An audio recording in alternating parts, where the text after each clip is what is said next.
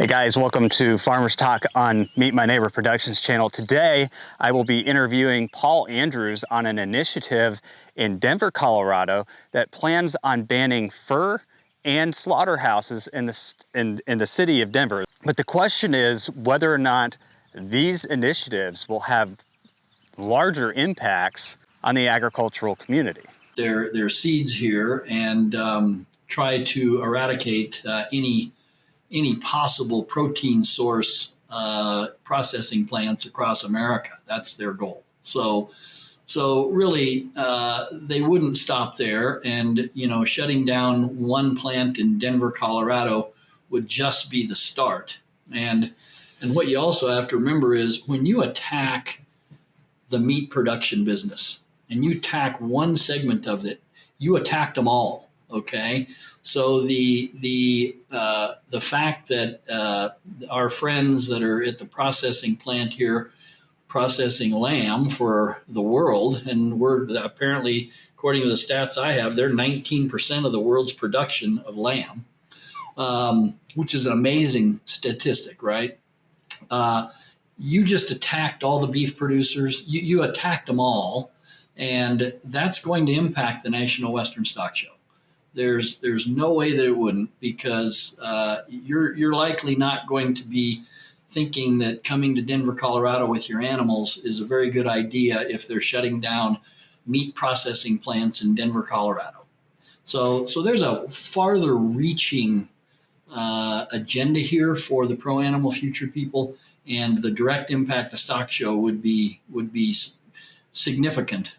Same with the fur ban, but I know we're concentrating on the slaughterhouse ban today. So, well, I was going to talk about the fur ban too, because they kind of go hand in hand. I know my wife is from Colorado. We've bought a lot of fur products when we were visiting relatives in the Denver area, and a lot of the products that are manufactured there in Denver end up going out to places all the way to her hometown in Buena Vista. So I think that definitely has a big impact on. Yeah, and most people think, like right now, the feedback I've been getting on the fur ban isn't this just about mink coats? It has nothing to do with mink coats. It's about any product made with a pelt would not be able to be bought or sold in Denver, Colorado. That means the cowboy hat you're wearing, the 5 hats I have sitting up and around my office here, could no longer be sold in the city and county of Denver because it's made with a pelt. It's made with a beaver pelt for the most part. And people are not connecting the dots. The teddy bears that are out there are made with a product from an animal. So teddy bears would be illegal in Denver, Colorado. I mean, it is insanity running wild. And ultimately, they want to shut down, again, protein production across the United States. Everyone needs to be vegetarian. That's their ultimate goal. And listen, I welcome vegetarians to come to the National Western Stockshow. I'm not against them at all. But tell me I can't eat meat, no way, right? I'm not going to tell them they can't have a salad at the National Western Stockshow. I've got it here for them. But they're trying to force their agenda on Colorado, and their out-of-state interests. This is no in-state interest is doing this. This is people from California, the pro-animal future people, that think it's okay to enforce their will on Coloradans. And that's not going to sit well, I think, with my fellow Coloradans. Do you know who is behind the funding of the bill? Is it just Pro-Animal Future? I thought I saw on their website that they had support from Stop Factory Farming, which, if it's the same Stand Up to Factory Farms group, they've often pitched themselves to small farmers as kind of being, pro small farmer, but you've shut down this processing facility and it shuts down a lot of small farmers in the area.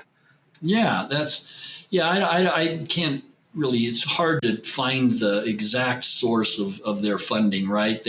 They're pretty smart at hiding all that.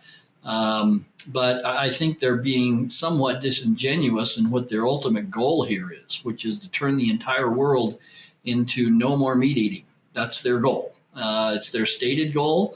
It's when I watch their interview with Iowa pork producers, the Iowa pork producers are following Denver, Colorado on this thing because they're upset.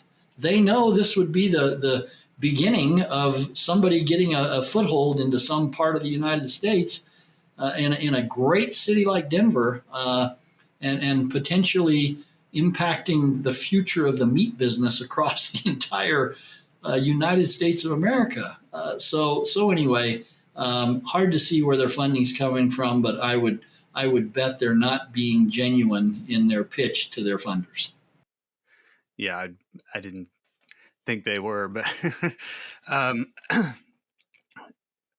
as far as the do you have an idea of how many sheep farmers, and does Superior Farms, does that slaughterhouse only do sheep or do they do other animals as well? It's my understanding that they only do sheep, lamb production. So yeah. Yeah, but the fur ban would impact everybody, and that's a very important add value to agricultural producers, is having a value to their. Yeah, the fur ban, listen, on the slaughterhouse ban, you can kind of just simplify it as, all right, this out of state interest has come in here to tell us they don't like meat production and they don't like anybody that's eating meat. So we're going to attack the one meat processing plant in Denver, Colorado, known as Superior Farms. And they have 200 employees of color that are working there that will lose their jobs immediately with the passage of this ballot measure. So let's think through this a little bit more than, hey, it's one plant in Denver, Colorado, and they process lamb. You're about to shut down jobs of hardworking Americans of color, okay? So I'm taking this somewhat personally because they're a neighbor to us here at the National Western Stock Show. They're not 100 yards away from the office I'm talking to you at. And so their intent here is to start here and expand across America after the, slaughterhouse ban, which I hate the word. At the end of the day, it's a meat processing plant. We are not going to have any meat in King Soopers or any other grocery store if we don't have meat processing plants. So, and then the fur ban is so far wide ranging. Your fishing lures, 80% of your fishing lures are made with a product from a pelt. So the fishing business will be decimated if this passes. Cowboy hats, think of any product made with a pelt. It's not just a fur coat here. It's not at all about the fur coat. So, it's boots. It's the hats we're wearing. It is so far reaching that it's really unbelievable that people are looking at language on a ballot and can be misled by this group that's coming from outside Colorado. And just speaking on the wording real quick, reading through a lot of their material, they talk about this being against factory farms, but these ranches that are raising these sheep, they're not what people envision as factory farms. They're out on pasture. They're pasture animals, which are essential to Colorado. You need the ruminants, otherwise you don't have the breakdown of the grass and the soil. But did you have any comments as far as that's concerned? Yeah, I think you stated it as accurately as it can be stated. This has nothing to do with factory farming in Colorado. The sheep producers I know in this state have wide-ranging ranches. We have lots of them that are coming to show their animals at Stockshow, right? We have the mutton busting competition here, right? I'm about to host this weekend the Colorado mutton busting championships on site here at the National Western Complex. So anyway, there are great sheep producers here in the state of Colorado, and I'm positive, if not all of them, most of them are using Superior Farms for any meat processing that they're doing in their operation. And one more thing, Superior Farms, you were talking about the 200 workers, but it's employee owned, correct? So it's not just an issue of taking away their jobs, but they would be destroying their equity. Listen, they would be decimating some hardworking Colorado people here, and it is just sickening to me to think that that's okay under anybody's ballot measure. I mean, what other ballot measure have you seen passed? I certainly am having a hard time thinking of any that have passed in the last 50 years that decimated one single business in the state of Colorado. It's unheard of to think that one vote can send 200 people who are supporting their families out of work. I mean, it's not only irritating, it's angering to me that this might even be a possibility of occurring. So anyway, we're standing shoulder and shoulder with Superior Farms, and the entirety of the meat processing business is under attack, and that's the business we're in. Yeah. One last question. Why do you think they chose Denver County? Well, I think Denver's rich in history of the West, right? When you think about the West being founded, Denver is a central player and the entire state of Colorado certainly is in the founding of Western heritage and the celebration of that. I think they also thought, gosh, the National Western Stockshow is one of the largest gatherings of producers. I had all 50 states here last year exhibiting at the National Western Stock Show. If you're going to attack the meat production business and you really want to try to do something that gets some sensational publicity, go ahead and attack Denver, Colorado.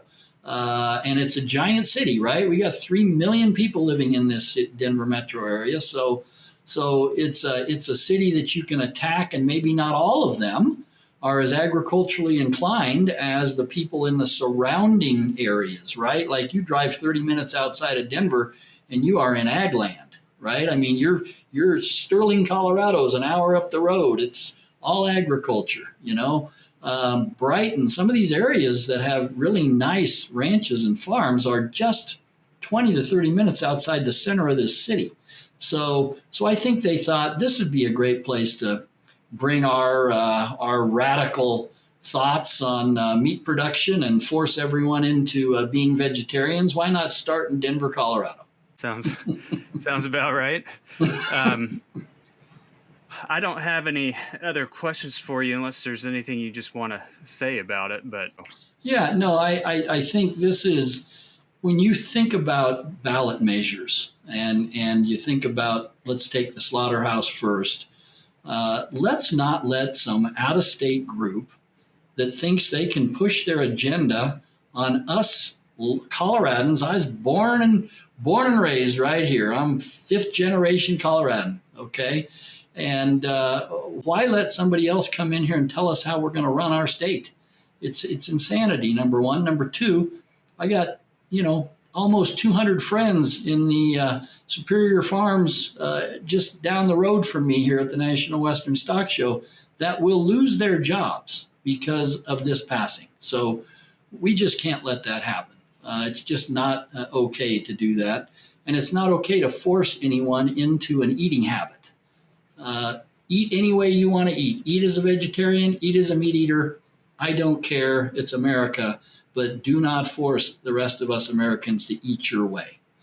Number two, the fur ban, you can capsulize the fur ban in forget about the products that we love. Forget about the cowboy hat being sold in Denver, Colorado, and all the businesses that would have to relocate because of that, right? I mean, that's insane. I got the Cow Lot as just a great hat maker just down the road from me. They would have to relocate their entire business to some other part of Colorado. Why should they have to do that? You can't have, any product made with a pelt. That is so far-reaching, and that the fishing business, especially fly fishing, would be so impacted that most of the business at the Bass Pro Shops and the Cabela's around here and the local fly fishing shops would go away. And that's just again a maybe an unintended consequence, but that's what happens when bad ballot measures get put on. And so certainly a stock show number 308 and 309 that are on the ballot in Denver are horrible ballot measures, and we're lobbying to be sure and defeat those here. I mean, I didn't think about the aspect of how far reaching the fur ban was. I knew it was impacting because even on their website, they only talk about, well, it might impact one business. But what you just described is it would impact a lot of businesses, big box stores, almost everybody. Yeah, it is going to impact numerous businesses, as well as the Native American powwow that occurs right over here at the complex every year in March. The Denver Coliseum hosts a powwow, and they obviously have lots of fur products. That's part of their proud heritage as a Native American. And why should they have to change their powwow because of the passage of something known as a fur ban? I mean, they are masking what their intentions are here. It's unethical. I find it quite offensive. And let's see through this. Let's see through this mirage. This is not about mink coats. This is about ending meat production across America with a unit, a radical group called Pro Animal Future that's put both these on the ballot this year. So, I won't get on my soapbox on how easy it is to get on the Denver ballot. It's too easy, but that's how these things occur.